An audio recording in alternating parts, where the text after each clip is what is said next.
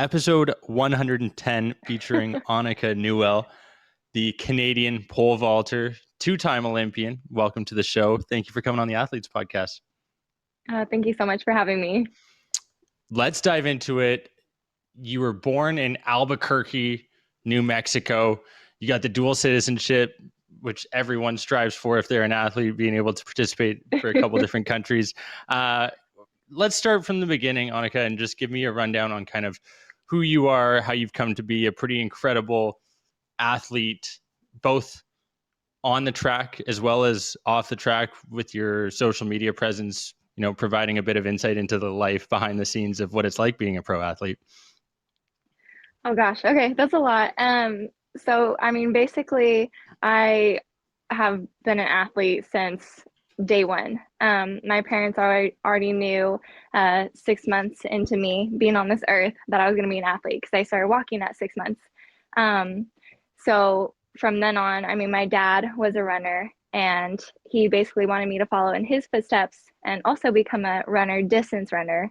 That was not for me. I grew up with a love of gymnastics back when I was like really short. And that didn't work out. I grew a lot and yeah, was not meant for gymnastics, but that's okay because I turned to pole vaulting and found a real love for it and found a passion for it and just pursued that. And it ended up being, I guess, a real blessing because I'm here today and probably trying to go for a third Olympics in 2024. So yeah, and then basically with my social media and off the track, I'm doing a lot of coaching right now. I love kids and coaching. So that's really the main thing that I try and do with my social media and with my time off the track is give back in that area that I can. I'm interested in how you get into pole vaulting as such a unique sport. We actually just featured Erica Fiedler, who's another Oh, Canadian nice. pole vaulter. Mhm. Yeah. And we're, having had other Olympians on in the past by the names Liz Gleadle, among others, we have kind of carved out a little path here with Olympic athletes, specifically Canadians, trying to feature them and showcase kind of the incredible athletes we have coming through our nation. But I'd love for you to maybe dive into the story that got you into pole vaulting, because this is a very unique sport. Not typically people seeing, like I said in the last one, having a bunch of people running around with 15-foot poles on a field. Like, it's not your stereotypical football, baseball, basketball. So I'd love for you to maybe share kind of your story of how you got into the sport, because it'll probably lead to a bunch of more questions afterwards. Yeah, I think everybody's is pretty unique. But basically, I was doing track at my high school, and my coach at the time, I was running hurdles and sprints. And he said, "Hey, we need a field event pole vault girl." They had some guys, but they didn't have any girls. They said, "We need some points. Like, you were a gymnast, like you go try pole vault." and, and I actually really didn't want to at the time. Especially where I grew up, there wasn't a whole lot of pole vault, so it didn't particularly look very, I don't know, cool or fun necessarily. But I tried it and ended up being pretty good at it. And then I kind of actually found the love for it a lot later on. For Anicka Newell, what's the goal with Fly Girl, and what you're trying to accomplish here, not just for your own personal sake on the field, competing, going for your third Olympic Games, but long term? Obviously, you've got kids who are 8 years old you're coaching with. Like, give me some insight into that world. I mean, ideally, with the whole Fly Girl brand, it's basically just to inspire. Like, I would love at some point to have a full athletics clothing line or something like that, where the proceeds could go to certain track clubs that, that have the younger kids, the younger generations coming up, because those are our future Olympians. And they probably started the same place that I started. Yeah, well, and so you go in, your coach says, "Hey, we need to fill a spot, jump in. You were a gymnast earlier, you can probably do this." Like, you were recruited to be a multi-sport athlete at a variety of colleges, universities. What made you decide on Texas? I know there was talk about the fact that everyone was wearing bikinis on campus, so that was a huge driver. But like, outside of the bikinis, what was the selling point? The pole vault coach, absolutely. And then I really loved, I fell in love with the area when I visited it. Between, yeah, the river flowing through campus and the facilities. It just is where I was meant to be. Hmm. It's interesting because there's a lot of people who will, be persuaded by, the extracurriculars that can go on at each institution, which I think you can probably speak to. I think I remember you mentioning the fact that your first couple of years maybe weren't as dedicated as your junior and senior season. And I think Right. this might be an interesting topic because a lot of athletes don't necessarily recognize the opportunity that they're given in their freshman season, in their sophomore season, heading into university. And maybe speaking from experience, you can touch on like what kind of opportunity that is and how to take advantage of it, and maybe to avoid the mistakes, not necessarily mistakes, but you know decisions that you made that you maybe would change now.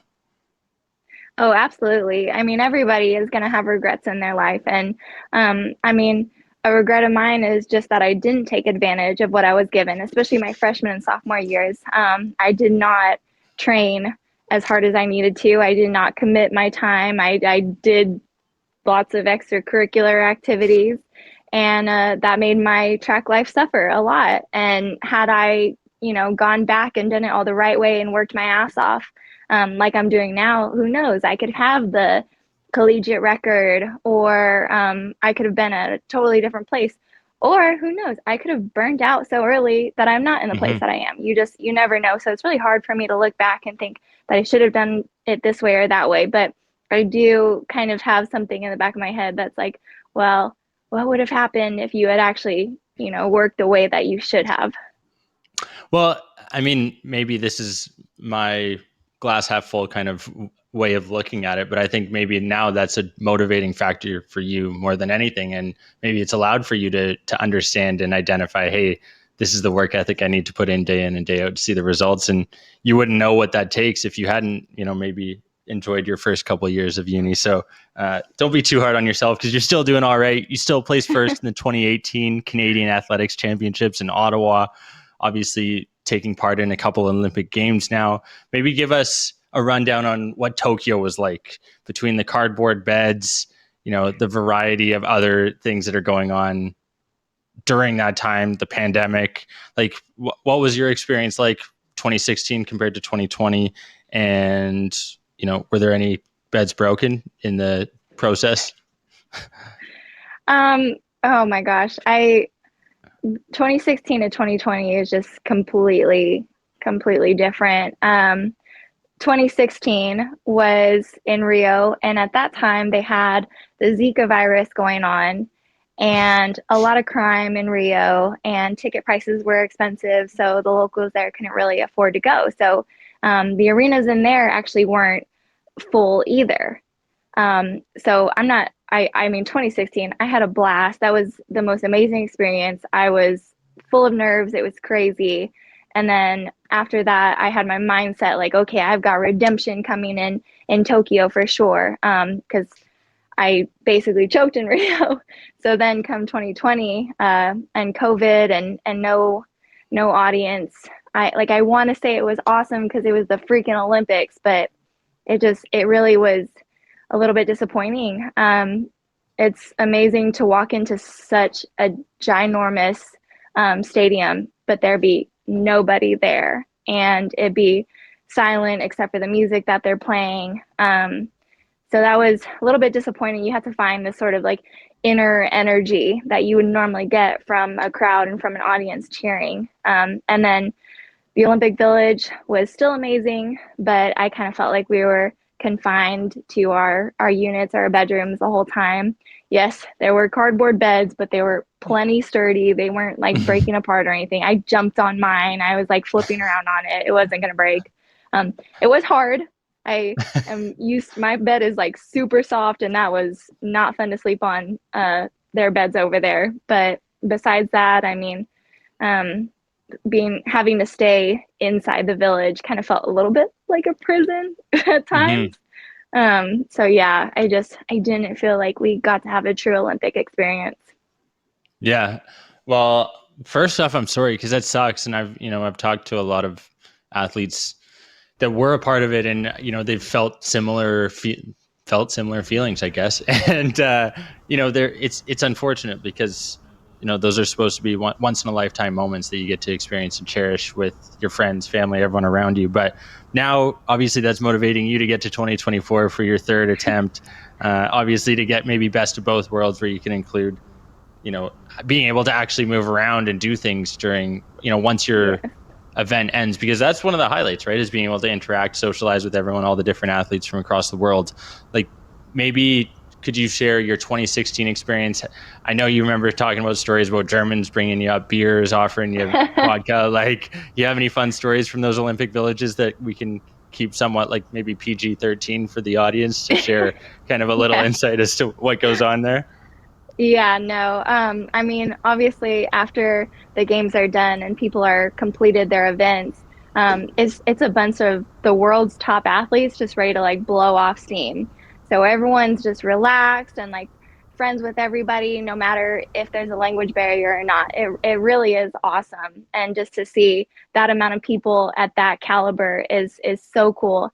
And yes, there were like I mean, Red Bull parties that you could go to, or Beats by Dre parties, or I don't know, just anywhere. And you could go out of the Olympic Village and go and experience these things.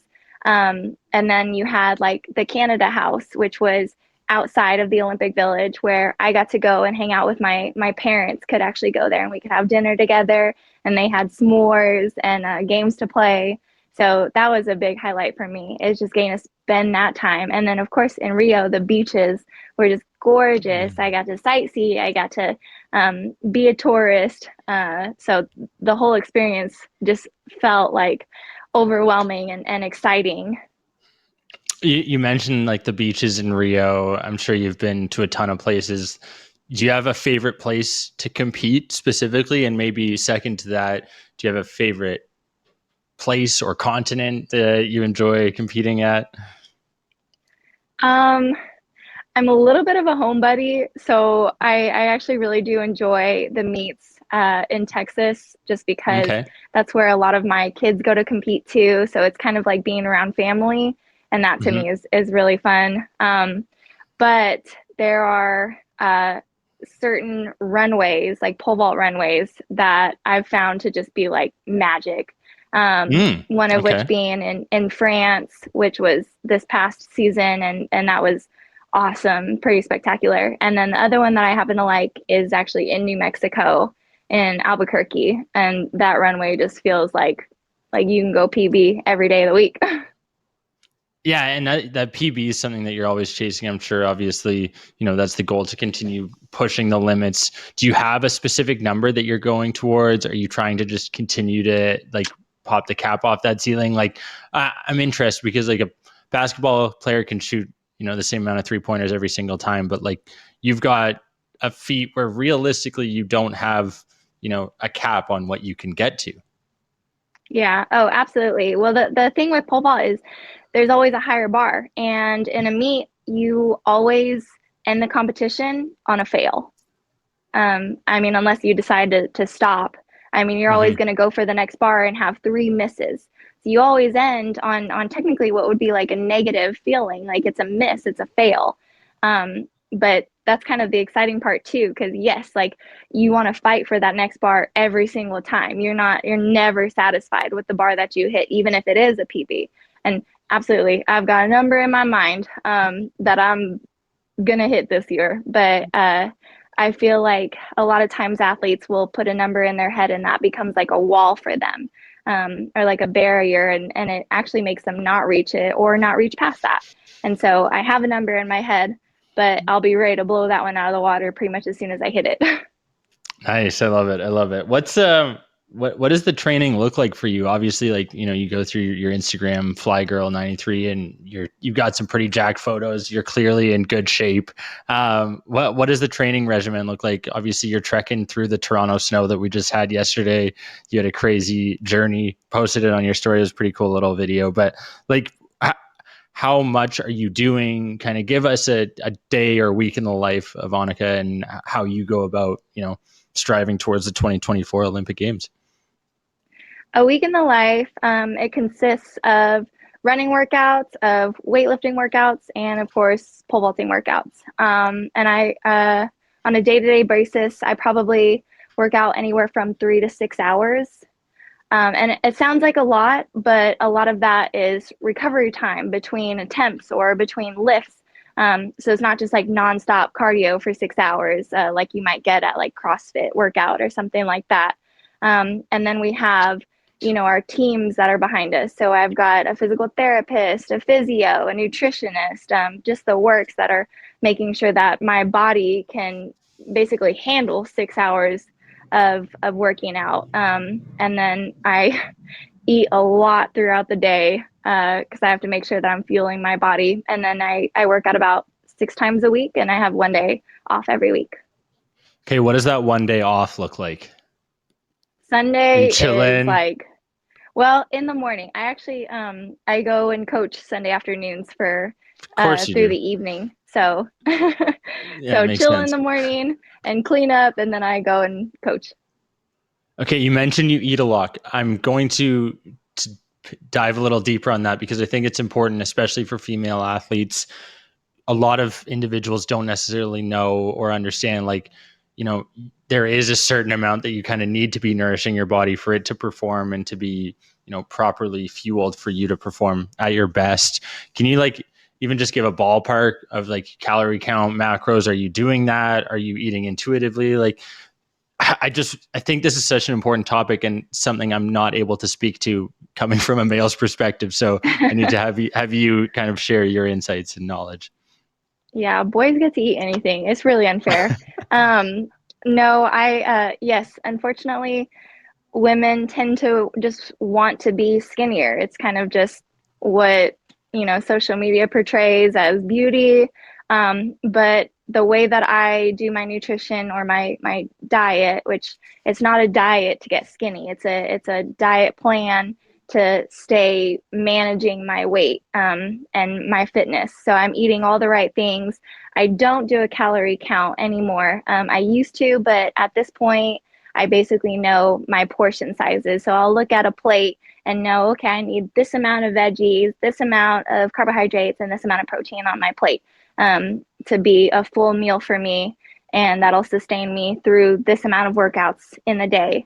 And I base that depending on how much working out I'm going to do in the day. If I have a 3 hour day, then I might not eat as much as a day where I'm going to be in the gym for 6 hours.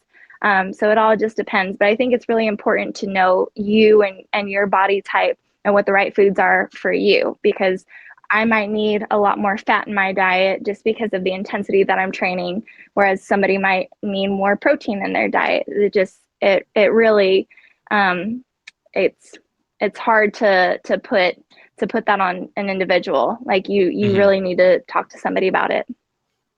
Yeah, it's such an underappreciated portion of athletics and performance is that nutrition piece because everyone just thinks it's, time in the gym, time spent, reviewing with a coach when in reality, like if you're not getting your sleep, if you're not getting your proper nutrition, you're really not going to be doing much else anyways. So I'm glad you could kind of shed a bit of insight onto that. Like where I'm curious is like I know you love pole vaulting because it's the closest thing you can get to flying, but like you could probably get your private pilot's license, a couple grand, do that. Like is pole vaulting just like the be all end all for you? Do you love every day waking up knowing that you get to train and ultimately compete in a sport as your job?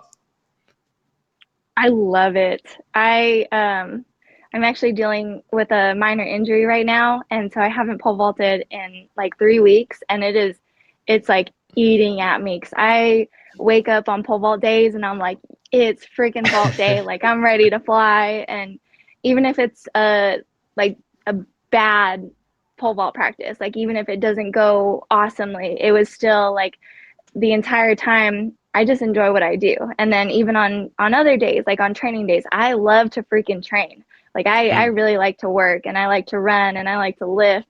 And I like meal prepping. Like I that is my passion, 100%.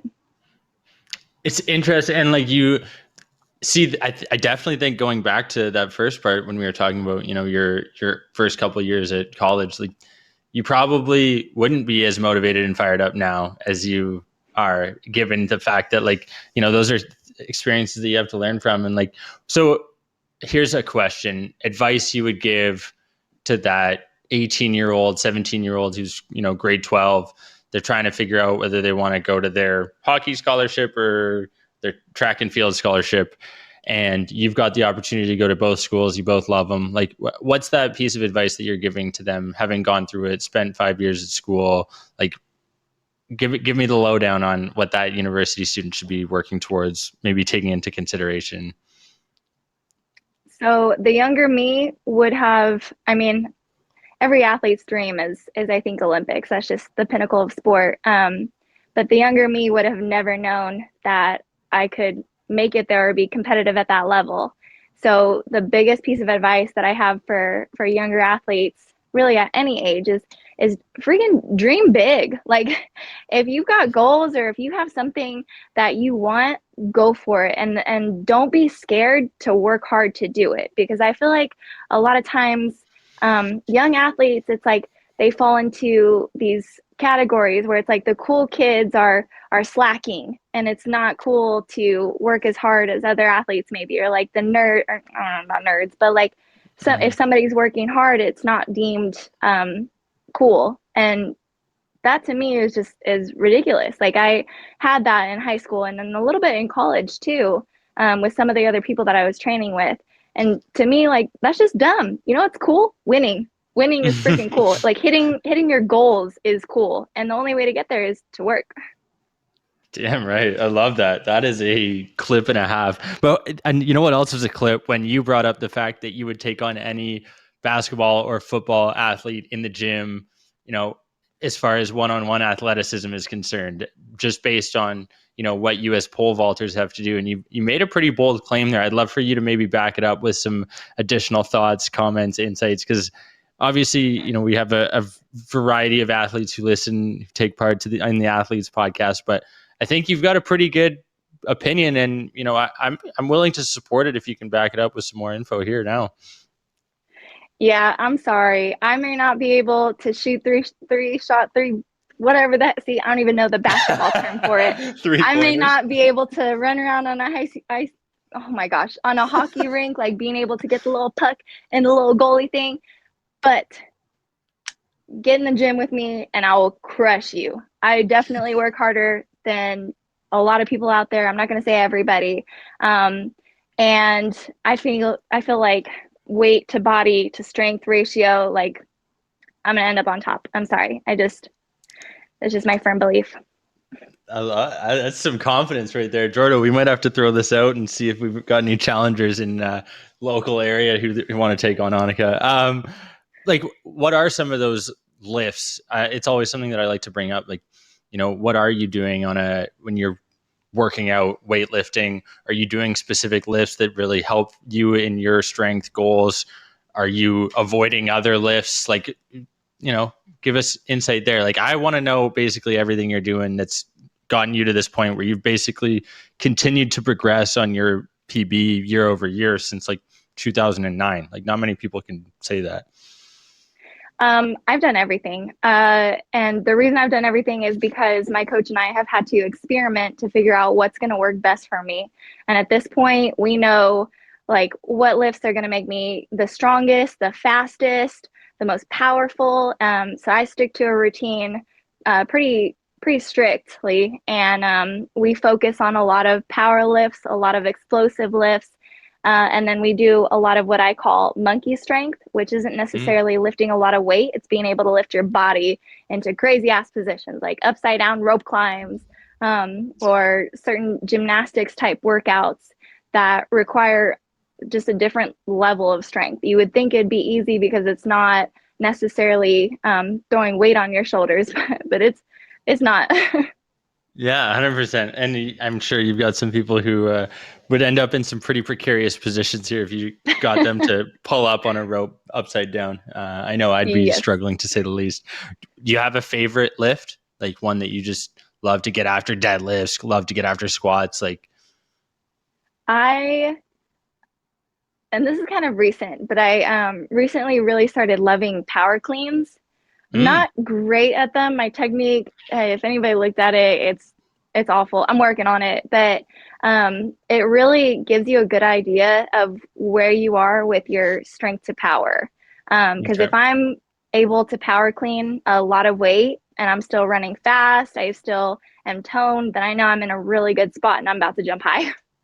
Yeah, 100%. Well, and you talk, it's so interesting because you brought up earlier the fact that every time you go up on a jump, you theoretically are ending on a negative when you if you are going for that PB. And it's similar in weightlifting and sports where you're going for that next strength level every time and you sometimes fail and that's okay. And you know, everyone's working on it, whether that's their form for their clean and jerk, whether that's their squat form, whatever the case may be. But how do you manage that the difficulty that comes with having negativity that is present basically every time you are jumping out, practicing, participating? Like that's got to be a mindset shift that you've been able to adjust to, like shed light onto that for someone even right now, lockdowns, not being able to do things that we typically are outside of that. Like how have you been able to adjust your mentality so that you continue to see success? I mean, mindset is such an important part of sport. And I think that as we progress in every sport, people are starting to realize that more and more. I personally am seeing a sports psychologist right now to help me with my mindset. I've read countless books on tips and techniques to have a positive mindset during practice, during a competition. And I have things that I like to implement a lot, and then things that I might not implement quite as much. One thing that I did a lot this past year, um, I can be a little pain in the assy at practice, and at pole vault practice. And so my coach and I came up with a little sticker sheet that we put up in the wall of my gym so everybody could see it. And we would write the date on it. And if I had a positive attitude through the entire practice, then I would get a sticker. And so Mm, it became like a visual representation of my attitude and my mentality through the entire year. And I only missed one sticker for the whole year. And I really think wow. that that just like turned me around. And I feel like a completely new athlete um, last year and this year than I was 4 years ago in Rio. So, or I guess that's five years ago in Rio. So that's why I feel like we're really on the road to success is literally by changing my mentality. The sticker system, gotta love it. Yeah. Shout out to your coach, bringing it back to those 5 6 year old swimming lessons days. You got to see that positive reinforcement. Hey, whatever works, bring it back to the basics. I love it. That's hey, you know what? I think that's probably something to be said for a lot of people right now. If you have that day in and day out, that reinforcement, the positive energy that you're putting into it is going to pay dividends long term. So, kudos to you and your coach for coming up with that. Anicka, I kind of want to just wrap up by asking you kind of what your goals long term are. I know you touched on Fly Girl. I know you've got 2024 insights, but even further, like 10, 20, 30 years out, what are some Oh long gosh. term I know it's stressful, but you know what? I ask these stress inducing questions on the pod all the time, and most people still smile like you did right there. So, we keep going with it. But I mean, obviously you love coaching. You could see the passion in your eyes when you said that at the beginning of this show. But long term, Olympics aside, athletic career aside, is it coaching that's your next step in the process? Because I know your favorite motto is trust the process, and I know you're not also Joel Embiid, so you could probably speak a bit to how that impacts you specifically and how where you drive and get that motivation from. Yeah, so future, I definitely plan on being coaching. I can't see my life without coaching or personal training or somehow trying to help people achieve their athletic or fitness goals. That's just the type of person that I am. Um, I hope to still keep the body that I have 20 years from now, and hopefully that's after a couple of kids that are not going to be in pole vault. Okay. Are they going to be in gymnastics? They will start in gymnastics and then they can go to Yeah. any sport besides pole vault. I think that's been the one consistent, probably 90 some odd percent of people now that we speak to all are like, kids got to be in gymnastics. I think that's probably the Yeah. essential for every young athlete, anyone, like just the dexterity that it builds, your strength, like is ridiculous. Every aspect is beneficial in some way or another. Yes, body awareness. Because kids that go through those awkward phases where they've got like Bambi legs, and I feel like gymnastics kind of hones that in and makes them able to really understand what the heck they're even doing. So they can go into any sport and have an easier time learning that sport just because they already have that kind of physique and awareness. 100% essential. That's where we got the knowledge book here coming out, and we're going to say, coming out of this episode, we've got one requirement is that you got to make your kids, everyone listening, put them into gymnastics. It's only going to pay dividends long term. Anicka, I really appreciate you coming on the show. Where can people find you on social media so that they can learn from your positive mindset, so that they can see what workouts you're doing, how you're getting so fit and athletic? Where can people locate and source your content? Yeah, definitely go to my Instagram at flygirl93. I post a lot of my workouts on my Instagram stories. And I post a lot kind of about my real life, the goods and the bads, all over my Instagram all the time. Awesome. Well, Anicka, again, we really appreciate you coming on the show. We look forward to following on along your journey, cheering you on in 2024. And yeah, we're excited to see what you do moving forward.